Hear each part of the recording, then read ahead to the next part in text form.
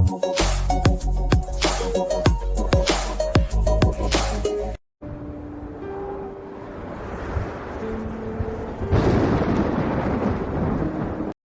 everybody, Cynthia here. I'm back with my 13 Haunted Projects of Halloween series, and I am starting to feel better. I want to thank you all for your well wishes, and finally, I've been battling this for over a month, and I still have some congestion and asthma problems, but I am getting a lot better, and I really hope to get caught up this week on the Halloween series. So thank you for your patience and your kindness and your love. I really, really appreciate it.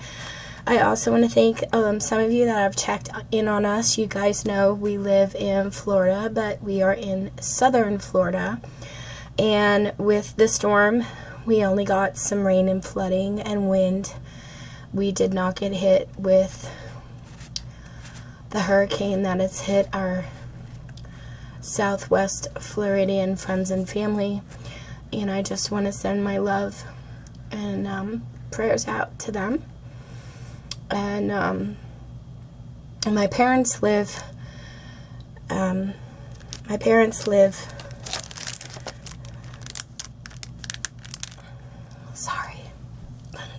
my parents live on the Gulf Coast, and they got hit, but they live above Sarasota, so they didn't get hit near as much as our other fellow Floridians. So anyway, I know y'all have seen it on the news, and I don't really need to say much more than I'm just sending my love and prayers out to you all. So let's get started. I am going to make the Bugs and Kisses treat box. This is such a super simple treat box. You don't even need a die set for it, and that's kind of how I wanted to keep it. For those of you that don't have dies at home, this one was pretty super simple to make. I did use our spider embellishment, and I think this was in a previous video, so I will post a link below if you haven't seen this one yet on how to make these super cute spiders for this treat box. So all I did was put some tulle inside here, and you could fill it with candy, and the tulle I got from the Dollar Tree. So I'm actually gonna cut myself pardon me, a little piece off of purple and a little piece off of the orange for the treat box that we're going to make. And the stamp set I used was, I got it from Michaels, and I want to say I got it last year on clearance, and I used the Bugs and Kisses stamp. I stamped it out in black, and I'll show you on here. I stamped it out in black, and then I just colored the border orange, and then I put purple cardstock behind it, and then cut it out by hand. And also these little dots you see here, I used these beads in a bottle from Tulip. I used purple, the metal copper, and this one just says metal. I know it says something else, but I can't really, I can't read it. Isn't that terrible? This is amethyst. This is coffee. And this is gunmetal. Okay, I could read it finally. And I purchased these at Joann's quite a while ago. So I used some on that. I'm probably going to put some beads in a bottle up here and down here. But I wanted to keep the box itself simple because, you know, I wanted it to be about the embellishment and the Bugs and Kisses. So anyway, I used this stamp set, and I also used my spider web embossing folder. So let me put my 2 pieces of tulle aside and pull out everything you're going to need. I already have my Bugs and Kisses sentiment done, and I'm just going to put some foam tape on the back of it.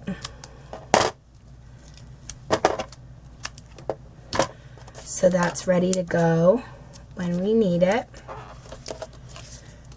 And then I'm gonna put some foam tape on the back of my spider.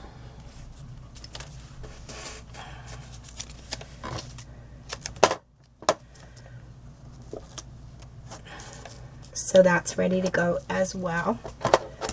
What you're going to need to create the box is a sheet that measures 9 by 5 inches. You're going to line it up in your scoreboard at the 9-inch mark. You're going to score at 4 inches, 5 inches. Then you're going to turn it. You're going to score at 1 inch. Turn it to the opposite side and score at 1 inch again.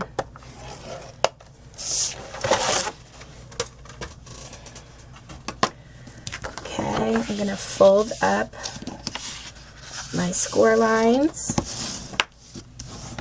and run my bone folder over them. Before we put the box together though, I want to cover it with my white cardstock. I have 2 sheets of white cardstock that I've already run through with my spider web embossing folder. And those measure 3 3/4 by 2 3/4.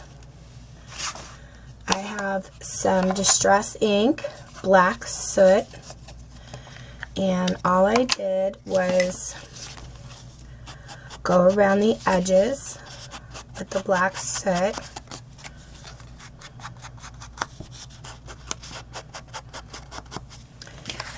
On both of them.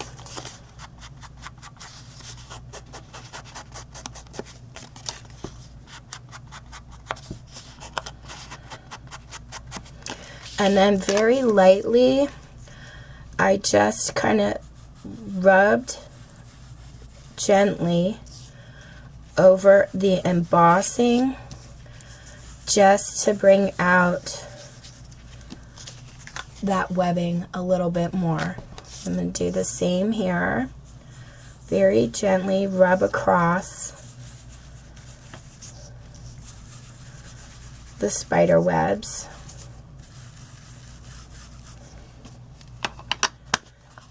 And then I glued them on, and then we will put our box together.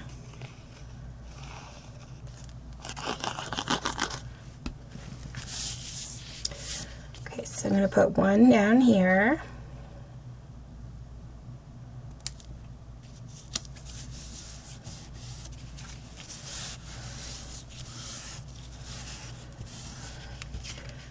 And I'm just going to gently rub my bone folder on it. I don't want to press too hard because you don't want to lose the embossing that you just did.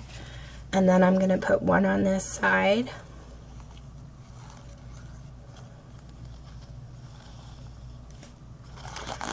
I am getting ready for my craft show. I'm so behind because I've been sick for like over a month and I really didn't do hardly anything in September. So my show is on the 13th, 14th, and 15th. So now I'm going to try to play catch up. And I figured, you know what? I get done what I can get done, and that's all I can do, right? Okay, so we're going to turn it to the opposite side now. And on this score line and this score line here, we're going to cut up. So cut up on this score line. Meet up with the next one. Just don't cut past that. And you're going to create this center tab right here. And then turn it around. You're going to do the same thing on this side. Cut up on this score line and this score line to meet up with the next. And then you're going to create those center tabs. I'm going to add glue to those center tabs.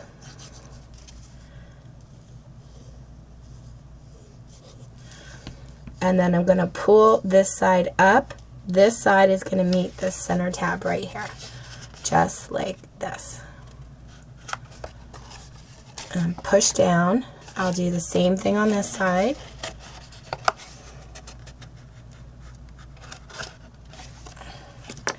And then I'm going to use my bone folder and press down on both sides there. And then we have this flap here and this flap here. I'm going to add glue. You can use whatever adhesive you like.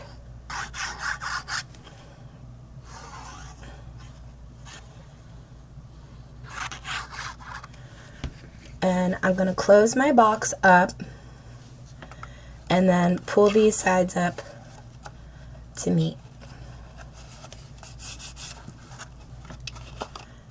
Just fold those sides right down on top. And then I'm going to go inside the box with my bone folder and press down. And that is our treat box. It's really cute. It's a really nice size. It measures, I think, 3 inches across by 4 inches high. And then there's an inch wide in there. So you could get a lot of candy in here. I'm just going to take my purple and my orange. And what I did was I took my pinking shears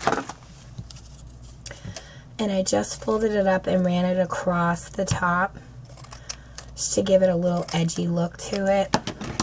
So that's the orange and then the purple.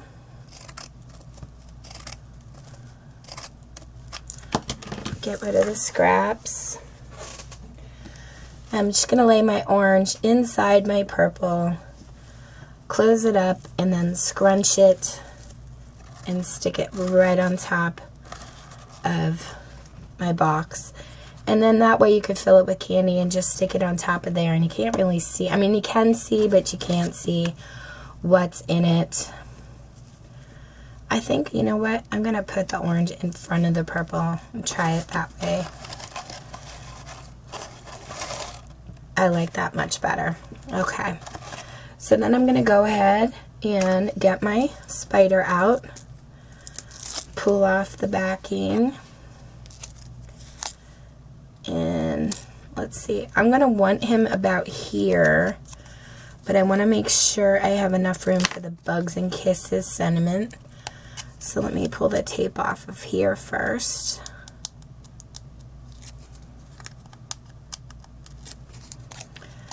And, oop, I'm going to put this on a little cockeyed.